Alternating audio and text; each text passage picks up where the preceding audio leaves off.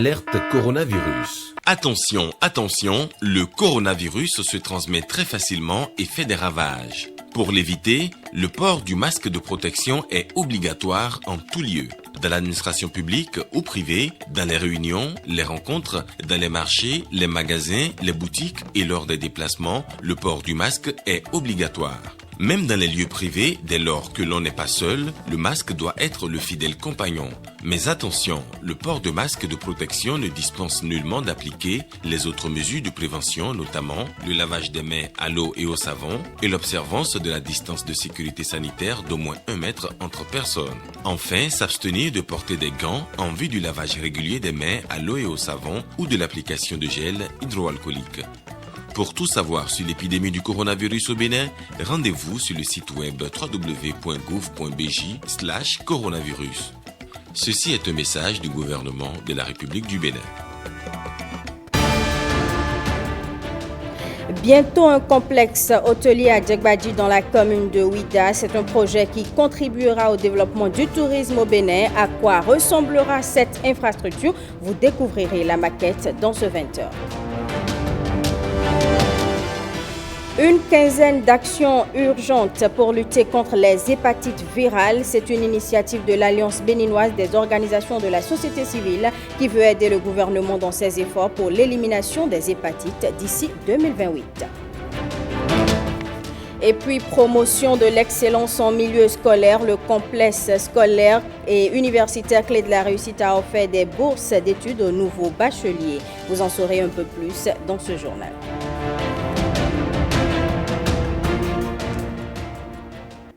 Bonsoir, mesdames et messieurs, et bienvenue au 20h. Fini les difficultés administratives relatives aux pensions de retraite. Le gouvernement réduit la procédure en la matière. C'est une décision prise en Conseil des ministres ce mercredi 16 septembre. Jérôme Mougbo nous propose un extrait de la décision présentée par le ministre porte-parole du gouvernement. Au titre des communications, nouvelles modalités de remise de carnet de pension de retraite aux assujettis du Fonds national des retraites du Bénin, FNRB. En vue de mettre fin aux tracasseries diverses que connaissent les agents de l'État pour la jouissance de leurs droits à une pension de retraite, le gouvernement a procédé à une revue des pièces et des démarches exigées par l'administration. Il apparaît en effet que la plupart des agents éprouvent des difficultés à fournir plusieurs pièces administratives qui ne sont pas toujours en leur possession. Une telle situation engendre des retards dans la remise de leur carnet de pension et, par conséquent, nuit à la liquidation à brève échéance de leur pension de retraite. Aussi, malgré les progrès accomplis depuis quelques années pour y remédier, il subsiste encore des cas d'agents qui, pour ces mêmes raisons, ne jouissent pas de leur pension de retraite. C'est pourquoi le Conseil a marqué son accord pour les nouvelles modalités de remise des carnets de pension de retraite qui instaurent une procédure plus simplifiée et favorise la liquidation automatique de la pension. Avec ce nouveau mécanisme, l'agent de l'État, dès la première échéance qui suit son admission à la retraite, peut bénéficier de sa pension sans que la production d'un dossier lui soit exigée. À cet effet, la première étape de la procédure simplifiée vise la liquidation automatique et le paiement d'une pension à l'agent admis à la retraite sur la base des données fournies par le ministère du Travail et de la fonction publique après croisement des informations contenues dans le fichier unique de référence de gestion de la carrière et le fichier de la paie du ministère de l'Économie et des Finances. Quant à la seconde phase, elle sera consacrée à la révision de la pension liquidée automatiquement et mise en paiement en vue de correction éventuelle dans un délai de 3 mois par la prise en compte des situations particulières de chaque agent communiquées par le ministère en charge de la fonction publique. Le Conseil a instruit le ministre du Travail et de la fonction publique et le ministre de l'Économie et des Finances de prendre les dispositions nécessaires pour rendre effective cette mesure dès le mois de novembre 2020. De même, ils accompliront les diligences requises pour la liquidation et le paiement des pensions de réversion aux ayants cause qui apporteront la preuve de leur statut de veuve, veuf ou orphelin. Cette décision du gouvernement est une grande avancée selon des citoyens rencontrés dans les rues de Cotonou. Ils sont au micro de Lenaï Kagbazaou et de Simon Villon. C'est une très bonne décision de la part du gouvernement de la rupture. Nous félicitons le président Baptiste Talon et son gouvernement. Bon, parce que beaucoup de fonctionnaires retraités sont passés de via trépas parce qu'ils ont fait des années avant de... Bon, et ils n'ont pas pu entrer en possession de leur livret de pension. Donc, nous le remercions très sincèrement. Ce qui change, c'est que, bon, avant, par exemple, il fallait faire des années avant d'obtenir sa première pension. Et il faut courir, il faut graisser les pattes. Donc, ce n'est plus le cas. Donc, les nouveaux retraités sont plus heureux. C'est salutaire, c'est une grande avancée. Donc, ça permettra à beaucoup de retraités de ne pas passer de via trépas actuellement. Mais c'est salutaire. C'est une décision salutaire. Moi, je me posais toujours la question de savoir pourquoi quelqu'un a travaillé pendant 30 ans et il faut parfois des années après pour entrer en possession de sa pension. Et il va vivre de quoi? Donc c'est une décision salutaire. Et j'ai vu beaucoup qui sont en train de faire AVC, accident vasculaire cérébral, d'autres qui sont malades et qui n'arrivent pas à se soigner. Donc si aujourd'hui on trouve un mécanisme pour que déjà le mois qui suit l'entrée à la retraite, la personne entre en possession de sa pension, ce n'est que justice. C'est du rôle régalien de l'État que de protéger les citoyens. On ne peut pas laisser des hommes en danger. Un homme sans revenu, il vaut moins qu'un animal. Donc ça, c'est salutaire.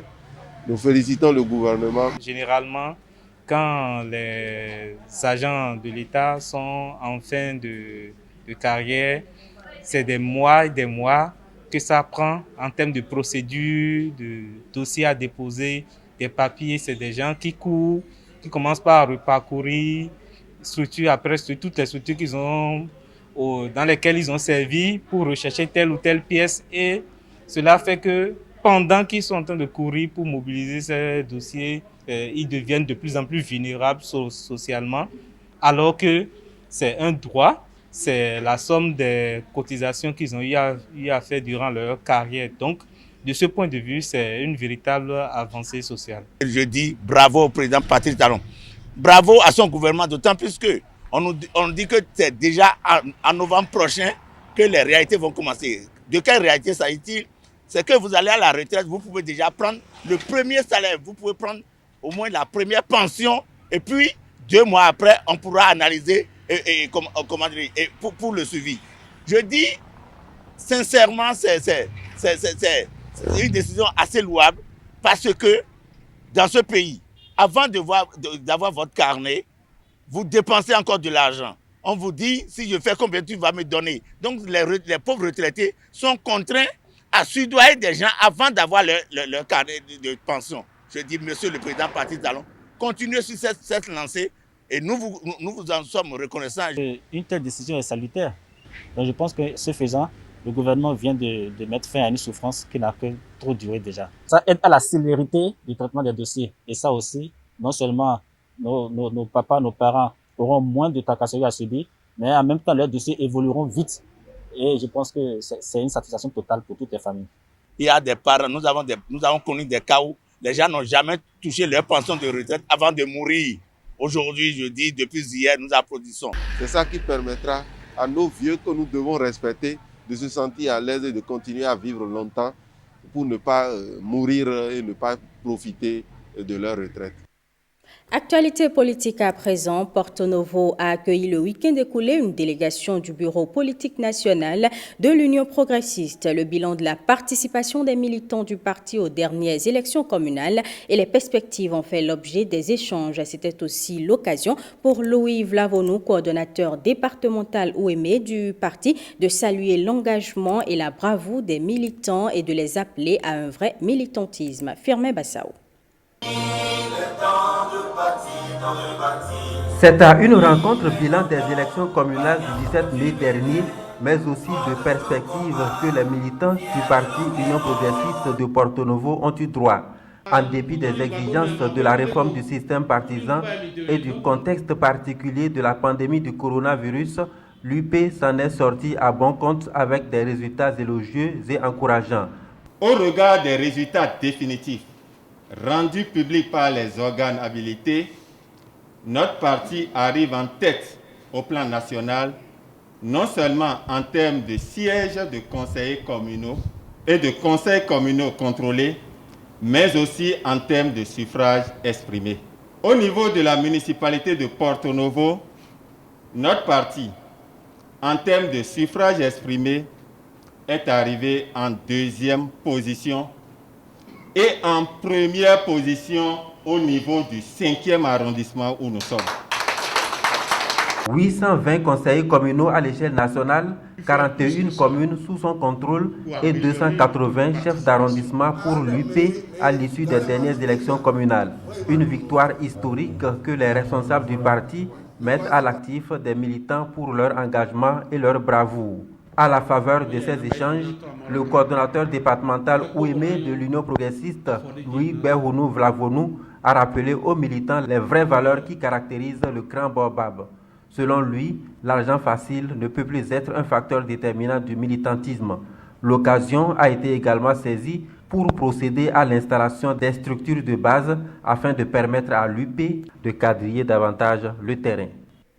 C'est un gigantesque projet touristique que le gouvernement veut réaliser dans la commune de Ouida. Il s'agit du complexe hôtelier de la Marina près de la porte du non-retour à Djegbadji. À quoi peut-on s'attendre? Jérôme Hongbo lève un coin de voile sur le joyau en devenir. République du Bénin, Ouida, ville historique.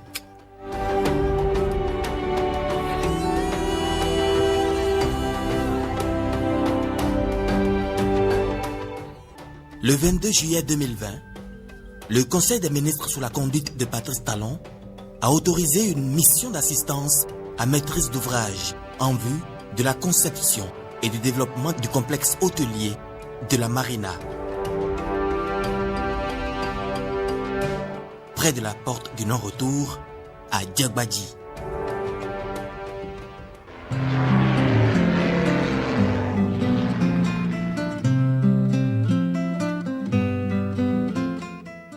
La route de l'esclave jusqu'à la porte du non-retour.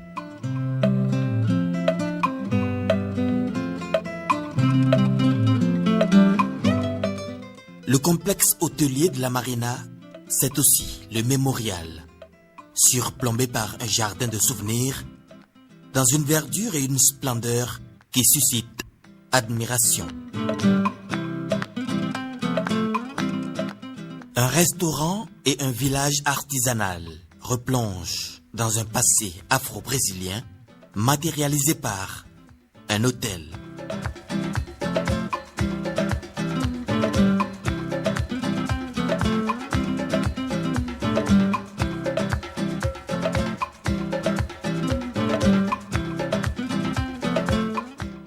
Et puis, Hôtel Bénin.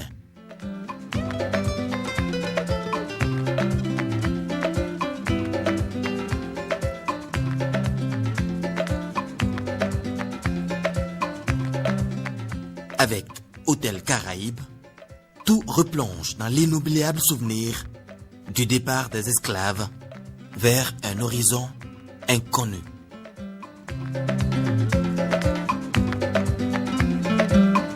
Le souvenir de ces moments forts vient définitivement révéler le Bénin au monde entier à travers l'esclavage.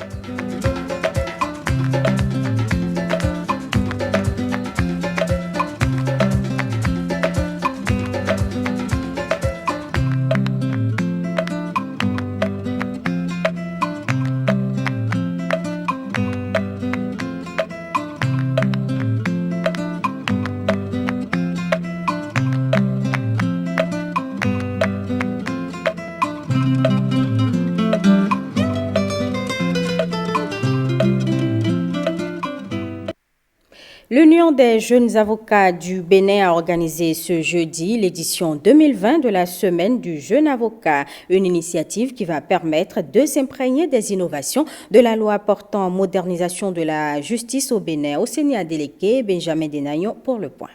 Semaine du jeune avocat, édition 2020 au Bénin. Ce rendez-vous traditionnel est placé cette année sous le thème « Les innovations de la loi portant modernisation de la justice ». Cette année, nous avons réfléchi sur une nouvelle loi qui a été votée et adoptée en avril dernier, la loi portant modernisation de la justice. C'est une loi qui a fait beaucoup d'innovations au regard du classement du Bénin par Doing Business, qui n'était pas un classement intéressant, et au regard des difficultés que les citoyens avaient au regard de la procédure devant les juridictions et au regard des attributions des juridictions. C'est une loi qui recèle de beaucoup d'innovations heureuses, mais c'est également une loi qui contient des innovations qui sont encore objet de beaucoup de critiques. Nous avons choisi réfléchir pendant une semaine sur cette loi, l'analyser, faire des propositions pour son amélioration pour le bien du justiciable béninois. Ce colloque a des visées spécifiques, notamment offrir aux participants un cadre d'échange sur ce nouveau texte voté par les parlementaires béninois. La nouvelle loi portant modernisation de la justice est une loi qui favorise beaucoup de choses pour les justiciables. Exemple, la dématérialisation des procédures pour obtenir les actes d'autorité. Vous n'avez plus besoin de vous présenter devant les juridictions pour obtenir désormais certains actes. Vous avez le droit maintenant devant les juridictions, ce qui n'était pas le cas avant, de poser des questions directement vous-même à votre contradicteur. Vous avez beaucoup de choses qu'on peut faire avant lorsque vous voulez relever appel. En matière domaniale et foncière, il fallait le faire de façon formelle, par écrit. Aujourd'hui, tout cela a été allégé. Donc il y a beaucoup d'innovations dans cette loi qui facilitent la vie aux justiciables. Je dirais aux confrères je dirais aux avocats qu'il faut prendre le temps de la lire, de la disséquer, de la comprendre avant que d'entreprendre de la critiquer. Parce que la démarche un peu facile que nous avons et qui consiste à battre en brèche tout ce qui est fait ou de tirer à boulet rouge sur tout ce qui est entrepris d'innovant est un peu dommageable à l'évolution de notre pays. La loi de modernisation de la justice, comme son nom l'indique, c'est une volonté de nous porter vers l'avenir. La finalité reste l'enrichissement de la réflexion quant à la consolidation de l'état de droit au Bénin. Comme à l'accoutumée, la semaine du jeune avocat est une occasion où professionnels de la justice et citoyens communent pour une justice plus protectrice des intérêts de tous et de chacun. Sachez, mesdames et messieurs, que la Poste du Bénin a un nouveau conseil d'administration. Ses membres ont été installés ce jeudi à Cotonou. Lénaï Kagwazaou et Daniel Ada nous en disent plus. De nouveaux membres siègent désormais au conseil d'administration de la Poste du Bénin. Ils sont ici officiellement investis dans leur mission par le ministre de la Communication et de la Poste qui rêve d'une nouvelle ère pour cette société d'État, celle de la renaissance, de la restructuration et de la modernisation. Cette ambition est matérialisée bien évidemment par le décret du 5 septembre 2019 qui m'a conféré le privilège d'être à la tête de ce ministère nouveau, un ministère presque exclusivement dédié au secteur de la poste. C'est vous dire l'ambition que le président de la République, que le gouvernement nourrissent pour cette entreprise que nous voulons de type nouveau. Et donc, c'est avec un soin particulier que le leadership a été confié à des personnalités de qualité, de grande qualité, à commencer par Madame la directrice générale de la Poste du Bénin, et à des membres d'un conseil d'administration dont le talent et la compétence ne feront pas défaut. Je ne peux que les exhorter à prendre très au sérieux leur mission et à savoir que nous avons très peu de temps pour rendre la Poste du Bénin compétitive.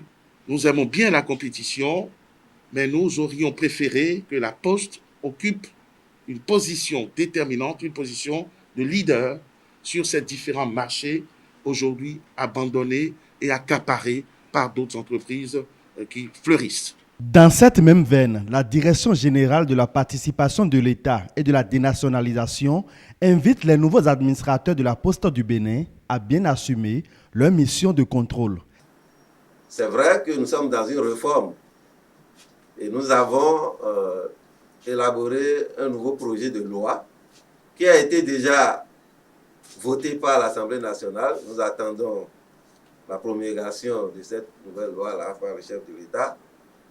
Mais avant, nous sommes régis par la loi 88 qui dispose que les comptes doivent être arrêtés au plus tard le 31 mars de l'année N+1.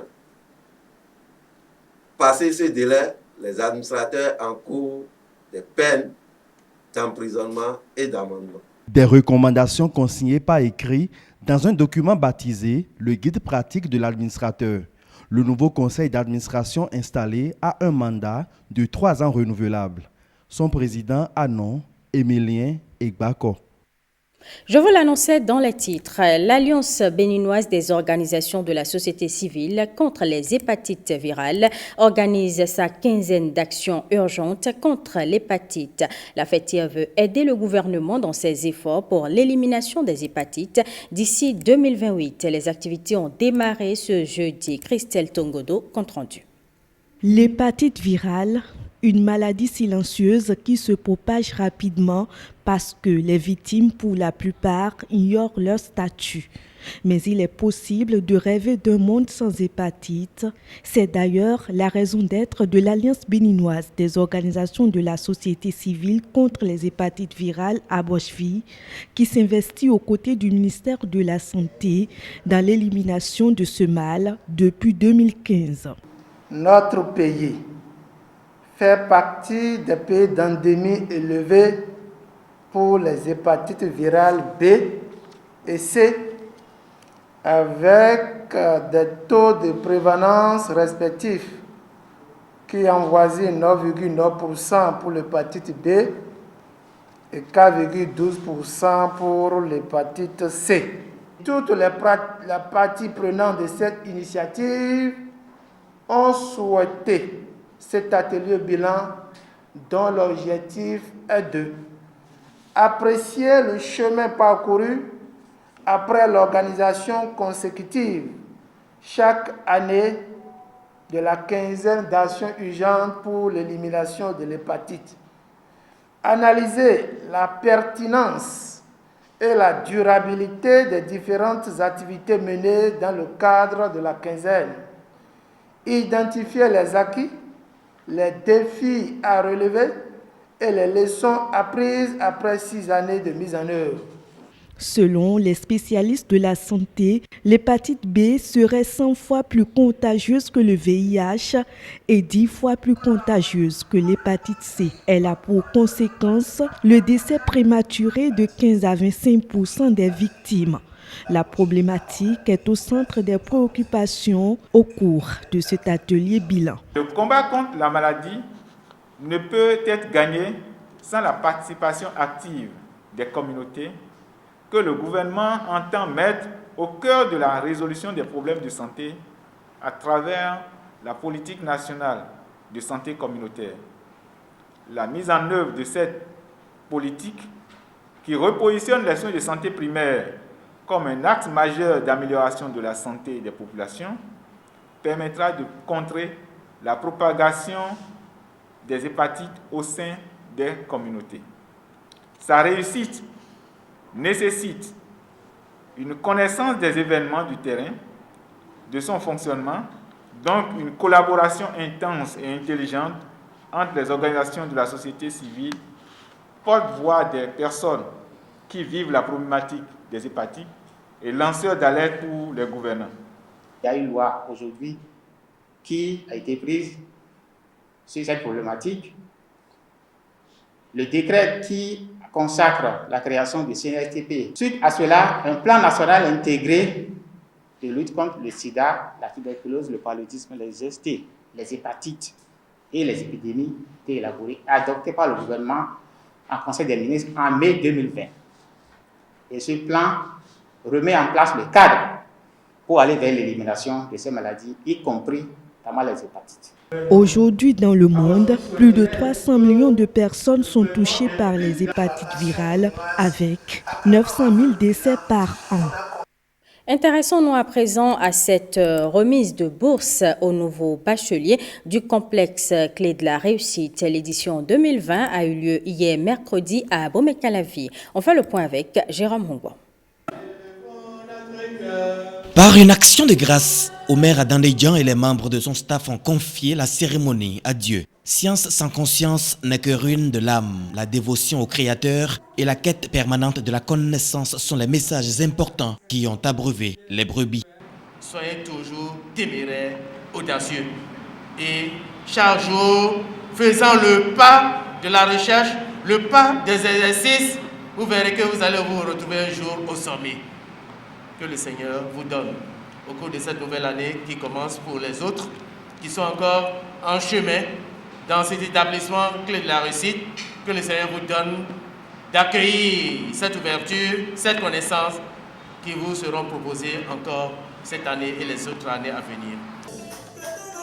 Au complexe scolaire et universitaire Clé de la Réussite, la rigueur imprimée dès le départ et le savoir-faire dont font preuve l'administration et les enseignants ont une fois encore donné des résultats qui forcent l'admiration. Au complexe Clé de la Réussite, nous cultivons chaque jour l'excellence, comme en témoignent les résultats incomparables obtenus au CEP, au BPC et au bac 2020 avec 5 mentions très bien, 15 mentions bien, 65 mentions assez bien, soit au total 85 mentions sur les 430 élèves admis au bac au complexe Clé de la Réussite.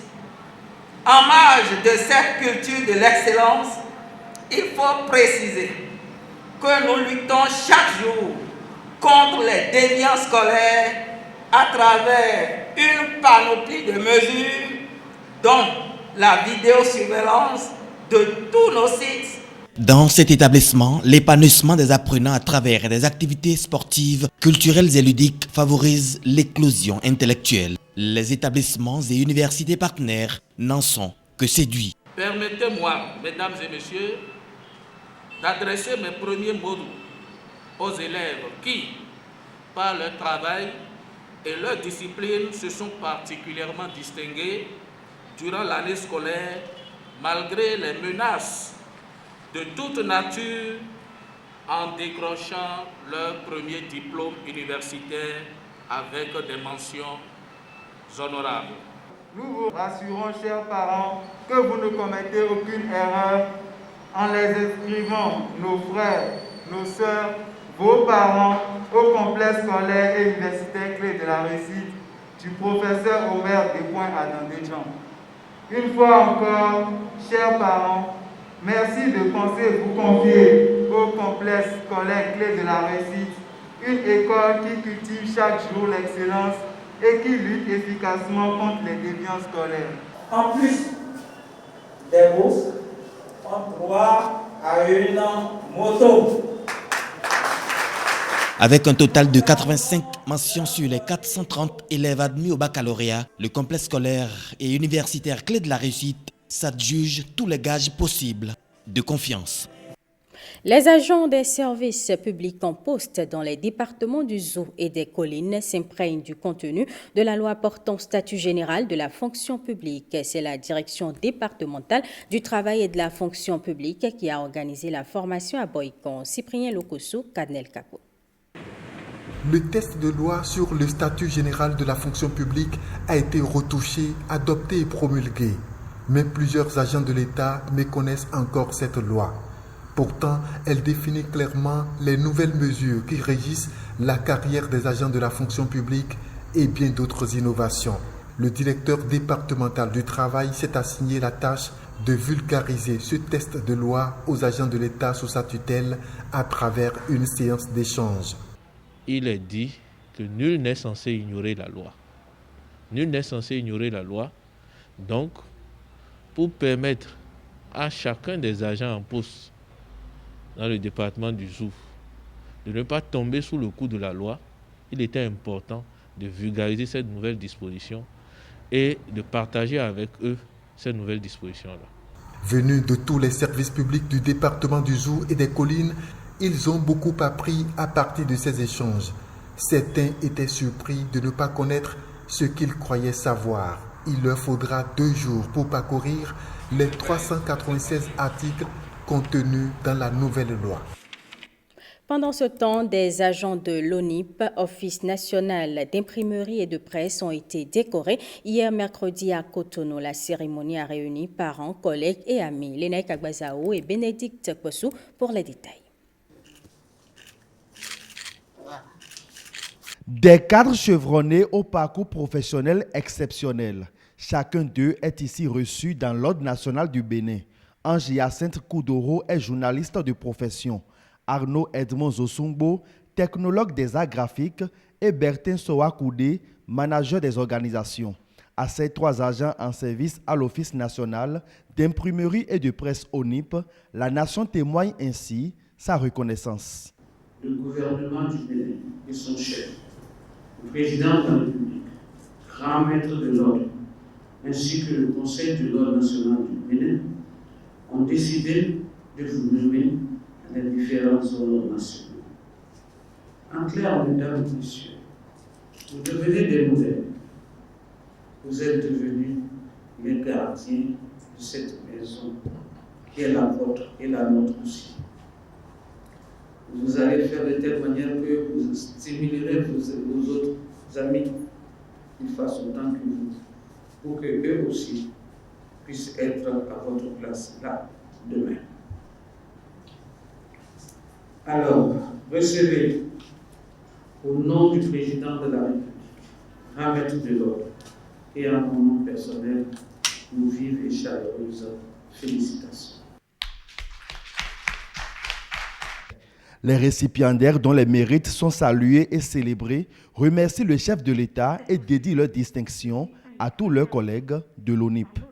Je voudrais dire nos gratitudes et reconnaissance qui vont à la haute autorité, le chef de l'État, le chef du gouvernement. Sans toutefois nos particularités ici, nous disons, chers collègues, que ce prix est celui du travail, de nos efforts communs, de notre abnégation commune. Car c'est toute une chaîne, la presse. Chaque maillon est unique et indispensable pour la réussite de la mission d'effort, de formation et de distraction. C'est donc tout l'ONIP qui est à l'honneur. Ces vaillants travailleurs de l'ONIP, honorés par l'État béninois, n'entendent pas dormir sur leur laurier. Ils considèrent leur décoration comme une invite à mieux faire. Sachez, mesdames et messieurs, que Faustin Somakpo, premier ingénieur de son de l'Office de radiodiffusion et télévision du Bénin, n'est plus. Il est décédé à 88 ans. L'homme aura marqué des cœurs. Une messe a été dite ce jeudi avant l'inhumation. Axel Dancy, Ramatulawani. L'image de Faustin Somakpo, c'est cet homme en costume 3 pièces.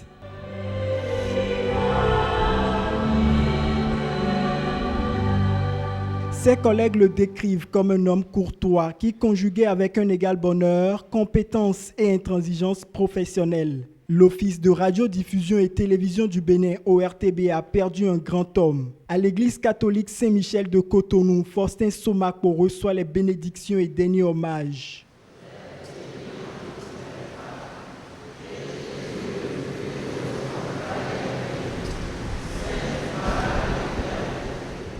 Sur les visages, les masques cachent mal tristesse et larmes, témoignage de tendresse à un homme dont le passage ici-bas a visiblement marqué. S'il y a des journées difficiles à passer, c'est comme celle d'aujourd'hui où nous sommes appelés à nous séparer d'un être cher.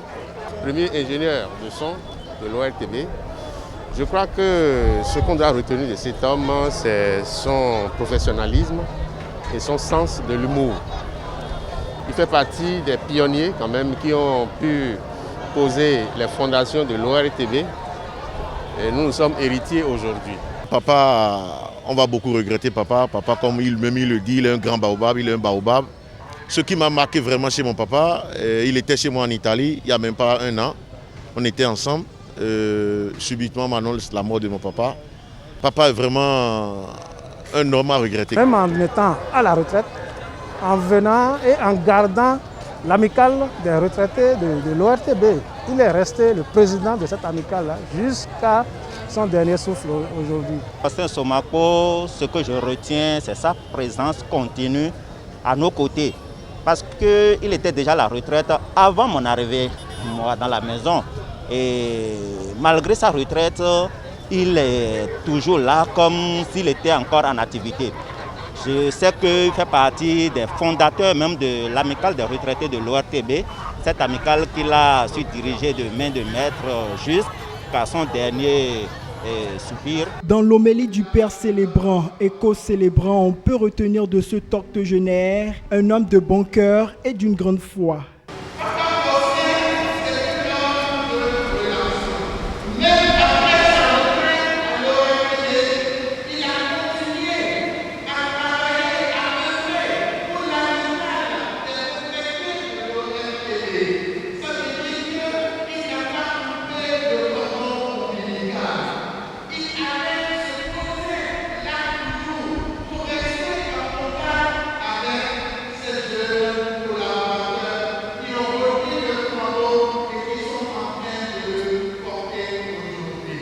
Admis à la retraite depuis 35 ans, Faustin Somako laisse plusieurs enfants et petits-enfants déterminés à perpétuer sa mémoire.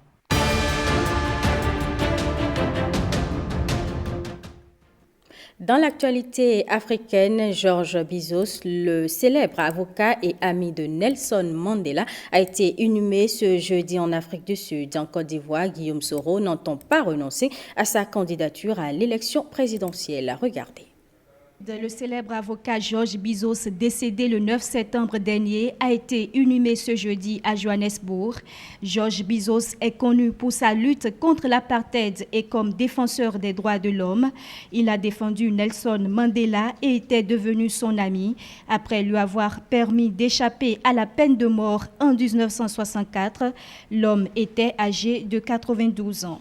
Un arbre vénérable est tombé, un arbre qui offrait de l'ombre aux patriotes de cette grande nation, mais aussi aux plus pauvres et vulnérables, a salué le président sud-africain devant un parterre de dignitaires et la famille du défunt. Toujours en Afrique du Sud, Human Rights Watch tire la sonnette d'alarme. L'organisation internationale attire l'attention sur l'expansion de la xénophobie. Les étrangers sont souvent accusés de voler le travail aux locaux, surtout dans les secteurs peu qualifiés. Le rapport de l'organisation internationale rassemble une 50aine de témoignages. Elle appelle le gouvernement à prendre des mesures urgentes et concrètes pour protéger les étrangers. En Côte d'Ivoire, Guillaume Soro ne renonce pas à sa candidature à l'élection présidentielle, bien qu'elle a été rejetée par le Conseil constitutionnel. Ce jeudi, lors d'une conférence de presse à Paris, l'ancien Premier ministre ivoirien a réaffirmé sa position. Il annonce vouloir saisir la CEDEAO en vue d'obtenir des élections transparentes. Guillaume Soro appelle également à une union de l'opposition pour obtenir des élections libres. Au total, 40 dossiers de candidature, dont celui de l'ancien président Laurent Gbagbo, ont été rejetés lundi par le Conseil constitutionnel. Eh bien, mesdames et messieurs, ce sera tout pour ce journal que je vous remercie d'avoir suivi.